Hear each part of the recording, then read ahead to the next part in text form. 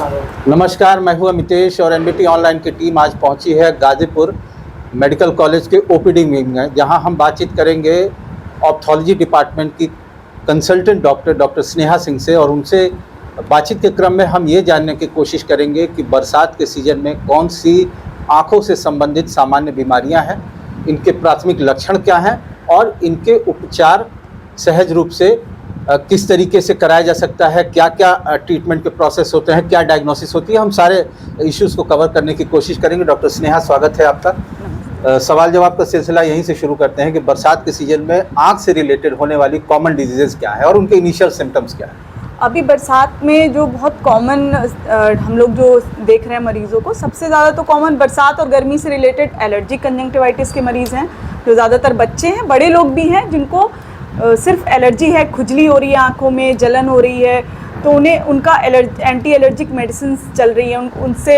जो है ज़्यादातर पेशेंटों को रिलीफ हो जाता है। ठंडी आँख की सिकाई करने से भी उन बच्चों को आराम होता है। इसके अलावा जो एक बहुत कॉमन जो इस समय दिख रहा है, वो कुछ पेशेंटों को जैसे कीड़े, इस सीज़न में कीड़ों का रेंग देना बहुत कॉमन होता है। तो पेशेंट अक्सर करके बहुत सूजन के साथ आते हैं, आँख में बहुत सूजन के साथ प्रेजेंट करते हैं कि बहुत अचानक से रात को सोए, सुबह आँख खुली हुई है, उसमें से कीचड़ आ रहा है और आँख चिपक गई है। तो वो बहुत हद तक जो है वो कीड़ों के चल जाने की वजह से होती है। तो उसमें डॉक्टर, मैं आपको यहाँ रोकना चाहूँगा, क्या वो कीड़े कुछ सर्टेन डिस्चार्ज करते हैं जो कि ह्यूमन आइज के लिए टॉक्सिक हैं, या कैसे वो सूजन? नहीं, वो ज़्यादातर स्किन पे ही, अंदर नहीं जाते, वो ज़्यादातर स्किन को ही स्किन में काट लेता है। तो क्योंकि हमारे आँख के अराउंड का जो स्किन होता है वो बहुत पतला होता है, हाँ। तो वहाँ पे क्या होता है कि कोई भी पानी का एक्यूमुलेशन बहुत ज़्यादा होता है, तो कहीं भी जो है कोई भी रिएक्शन होगा तो इडिमा, सूजन आँख पे बहुत जल्दी आता है। तो इसलिए आँख पे बहुत तेज़ सूजन होता है और उसका भी बहुत सिंपल ट्रीटमेंट है कि सबसे पहले कोई ऐसा एक्सपोजर हो तो अच्छे से पानी से धोना है, जितना ज़्यादा धो सकते हैं, और उसके बाद जो है आपको एंटी एलर्जिक मेडिसिन लेनी होगी। लेकिन अपने से कोई भी ट्रीटमेंट ना करें, जल्दी से जल्दी अपने किसी ऑफ्थेल्मोलॉजिस्ट को दिखा लें और फिर अपना ट्रीटमेंट लें।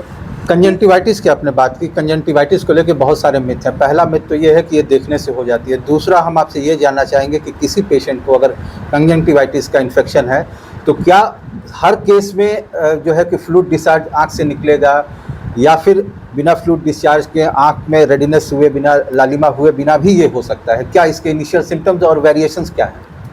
कंजंक्टिवाइटिस, जैसे कि हमने जाना था कि पिछले साल कंजंक्टिवाइटिस के हम लोगों ने बहुत केसेस देखे थे, बहुत ज़्यादा कंजंक्टिवाइटिस के केस। इस साल उस तुलना में इस साल कम कंजंक्टिवाइटिस के केसेस आए हैं। पर कंजंक्टिवाइटिस के केसेस प्रेजेंट वो कई तरह के हो सकते हैं। वो वायरल हो सकता है, वो फंगल हो सकता है, बैक्टीरियल हो सकता है, मतलब बहुत सारे प्रेजेंटेशन हो सकते हैं।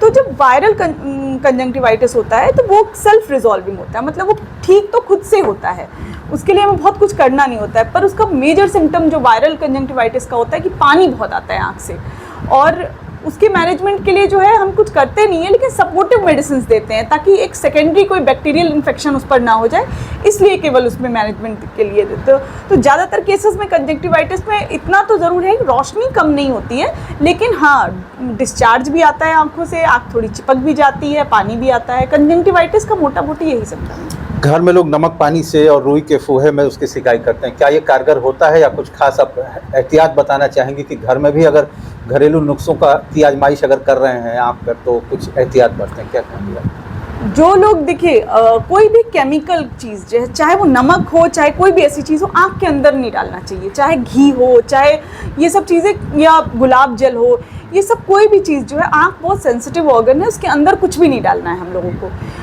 हाँ, ये है कि आप वॉश कर सकते हैं। जब आप कोई चीज़ आपके अंदर आँखों में गई है, या कंजंक्टिवाइटिस भी हुआ है, अगर आप आँखों को वॉश करते हैं तो उससे वायरल लोड कम हो जाता है। मतलब अगर 1000, या मतलब उस मैं बस समझाने के लिए बता रही हूँ, जैसे 1000 मान लीजिए वायरस है, तो अगर हमने वाटर से धोया तो वहाँ पे लोड कम हो जाएगा, वो 100 रह जाएंगे या 500 रह जाएंगे, तो उसको हम ज़्यादा अच्छे से मैनेज करते हैं। तो बस इसलिए धोने के लिए कहा जाता है कि थोड़ा आँख वॉश करते रहना चाहिए, फेस वॉश करते रहना चाहिए, ताकि वायरल लोड कम हो जाए। लेकिन ऐसा नहीं है कि उसको आँख में कोई नमक डालने की ज़रूरत है, या फिर मतलब आप आँख बाहर से सिकाई कर सकते हैं, अंदर उसके कुछ भी दवा के अलावा, मतलब ऐसे पानी से बस वॉश कर सकते हैं और कुछ नहीं। बरसात के दिनों में क्या खास हिदायत आप देना चाहेंगे अपने हमारे व्यूअर्स को, किस तरह की देख रेख करें यहाँ पर? पहला तो सबसे इम्पॉर्टेंट चीज़ है कि बरसात में आप जैसे कहीं भी बाहर जा रहे हैं तो अपना आके फेस वॉश करना है, ठीक है। नॉर्मल फेस वॉश मतलब कुछ साबुन से नहीं भी कर रहे हैं तो पानी से तो कम से कम आँखों को वॉश करना है, ताकि कोई भी एलर्जिक चीज़, कोई भी ऐसी चीज़ आ रही है तो वो क्लियर हो जाए, आँखों से कम हो जाए सिम्टम्स जो हैं। दूसरी चीज़ है कि अपने मतलब जो है कहीं बाहर जाएं तो क्योंकि कीड़े वगैरह चलने के बहुत चांसेस होते हैं, थोड़ा सा ध्यान रखना है कि मच्छरदानी लगा के सोएं, ताकि वो आपको कीड़े से और इन सब चीज़ों से बचा सकता है। और कहीं भी बच्चे अगर जा रहे हैं तो उनको फुल स्लीव्स कपड़े पहना के ले जाइए, ताकि वो कहीं काटे नहीं, क्योंकि क्या होता है ना, इस समय बरसात में अर्टिकेरिया की भी प्रॉब्लम बहुत ज़्यादा होती है। जैसे बच्चा को पेड़ पौधा छू लेते हैं तो अचानक से हाथ पे बहुत ज़्यादा लाइन जैसे या खुजली जैसा होने लगता है, फिर बच्चे खुजलाते खुजलाते चेहरा और सब जगह पूरे एकदम अपने को अफेक्ट कर लेते हैं। तो फुल क्लोथ्स पहन के जो है बाहर अपना जाएंगे। बचपन में मुझे याद है कि जब हम लोग जब छोटे थे तब खासतौर पर जब आई फ्लू या कंजंक्टिवाइटिस होती थी तो पास के मेडिकल स्टोर लोग जाते थे और वहाँ से खास तरह का पेनिसिलिन लाते थे, आँखों में डाल लेते थे। कुछ लोगों को आराम हो जाता था, कुछ लोगों को नहीं होता था, फिर डॉक्टर के पास जाते थे। आप इसको रेकमेंड करेंगे, क्या ये स्ट्रैटेजी ठीक है, या फिर सर्टेन ड्यूरेशन के बाद अगर आँख में रेडिनेस है, फ्लूइड डिस्चार्ज आ रहा है तो डॉक्टर के पास सीधे जाना चाहिए था, अपने तरफ से कोई पेनिसिलिन नहीं यूज़ करना चाहिए? क्या कहेंगे?